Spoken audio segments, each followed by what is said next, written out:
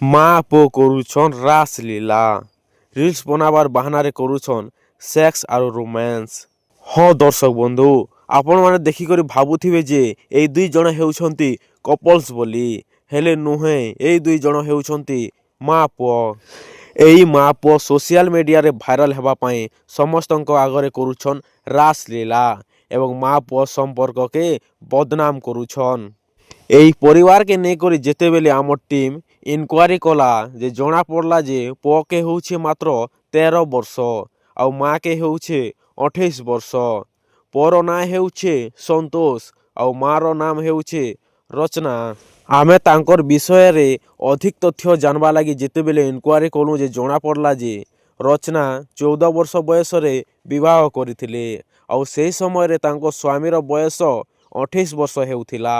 ଏହି ପରିବାରଟା ବେଙ୍ଗଲୋରରୁ ବିଲଙ୍ଗ କରୁଛନ୍।